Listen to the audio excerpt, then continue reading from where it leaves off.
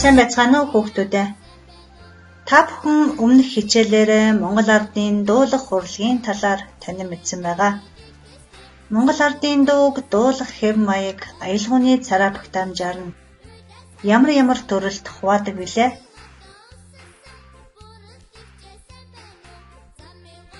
Маш сайн байна. Монгол ардын дууг дуулах хэв маяг аялгауны царай багтаамжаар нь Монгол ардын уртын дуу, Монгол ардын богино дуу хэмээн хоёр хуваадаг байх нэ. Энэ удаагийнхаа хичээлээр та бүхэн Монгол ардын уртын дууны талаар танин мэдэх болно. Урд цагт Хүннүгийн шаниуд гойлог сайхан хоёр охин төрсөн гэдэг. Улсын эзэн тэднийг Тэнгэрийн охид гэж боджээ. Шаниу инхүү хэлсэн нь би энэ охидыг хүнд яаж өгөх вэ Тэнгэр дүргээ гэж. Ингээд улсынхаа умардад хүнгүй газар өндөр асар босхон түүнд хоёр охиноос суулгаад Тэнгэр минь та өөрөө аваарай гэж мөргөжээ. 3 жил өнгөрсөн ч Тэнгэр авахгүй байсан тул Шаниугийн хатан огтоо очиж авъя гэтэл Шаниу зөвшөөрсөнгүй. Дахин 1 жил өнгөрөхөд хөгшин чонд асрын хажууд ирж уйлсаар сүүлдээ асрын дор хонгил ухаж түүнээсээ юр гарахаа болов. Охин дүү нь хэлсэн нь эцэг минь биднийг Тэнгэр дөрөхөөр энд суулгасан. Гэтэл эдүгээ чон ирсэн нь Тэнгэрийн тэмдэг байх. Тэнгэр түүнийг илгээж хэмээн доош буун очсугай гэхэд эгч нь эмээн очсонгүй. Харин дүү нь гарч очиж чонын гэргээ болон хүү төрүүлсэн байна. Тэдний удам нь өсөн үржсээр байгаад улс орон болжээ. Ийм учраас энэ улсын иргэд чон уйлах лугай адил урт дууг дуулах дуртай болсон гэдэг. Багшин сая та бүхэнд Монгол ардын уртын дууны талаарх номгийг ярьж өглөө. Та бүхний хийх эхний алхам бол дараах хүснэгтийг ажиглаад К буюу мэднэ гэсэн хэсэгт уртын дууны талаарх өөрийн мэддэг зүйлээ бичих даалгавар байгаа.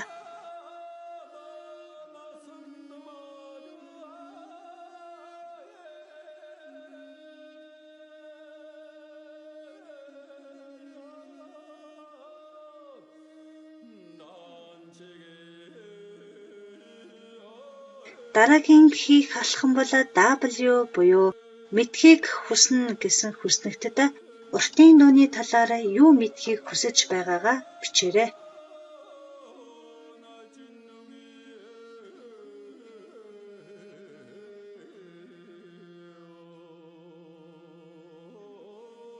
Монгол ардын уртын дуу бол Монгол ардын дууны сонгодог хэлбэр бөгөөд сэтгэлгээний хувьд гүн гүнзгий утга агуулгатай, аялгауны хувьд эрхэмсэг намб төрхтэй, царай өргөн, хаялга, цацлага, нуглаа шуранхай агуулсан, аялгауны чимэглэл ихтэй, дуулах ур чадварын хувьд хоолойн өргөн царай, амьсгааны уужим багтаамж, дуулах нарийн техник ур ухаан, мэдрэмж сэтгэлгээ шаарддаг төрөл юм.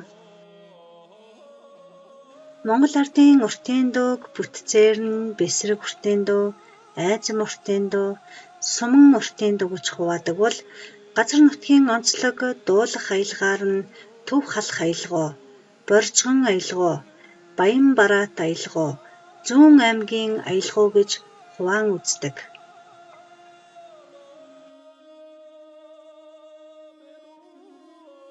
Хордугаар зууны Манлай уртын дууч Монгол улсын хөдөлмөрийн баатар, ардын жижигчин, төрийн шагналт намжлын нор банздуул уртын дууны агуу мастер бөгөөд тэрээр Монгол уртын дууны гайхамшгийг дэлхий дахинд таниулж хүн төрөлхтний бийт бус соёлын өвд бүртгүүлэхэд их хувь нэмэр оруулсан юм. 2008 онд ЮНЕСКО-гоос Монгол үндэстний гайхамшигт урлаг Монгол уртын дууг хүн төрөлхтний бийт бус соёлын өвд бүртгэж ирээдүйн хойч үеийн тусын тулд хадгалж, хөгжүүлж, өвлүүлж байх шаардлагатайг тунхаглан зарласан.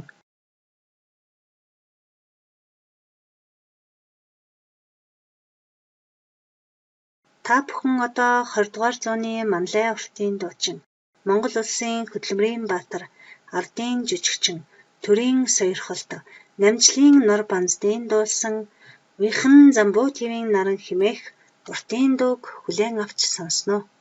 Хүүхдүүд та бүхний хийх дараагийн алхам бол дүрст бичлэгийг үзэн дуугаа сонсох явцдаа дуучны хоолойн цараа, аялгауны үсрэлт, шуранхай зэргийг анхаарч уртын дууны гайхамшгийг мэдэрч сонсхийг хичээгээрэй.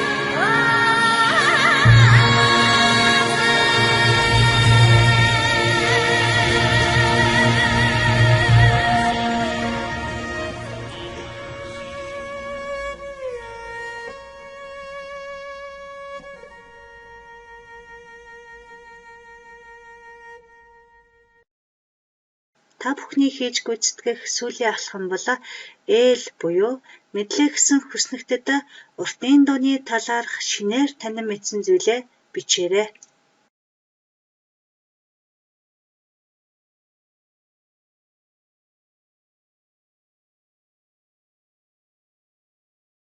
Монгол үндэстний гайхамшиг дурлаг. Монгол ардын уртын дууны талаар танин мэдсэн энэ удаагийн маань хичээл энхүү өндөрлөж байна.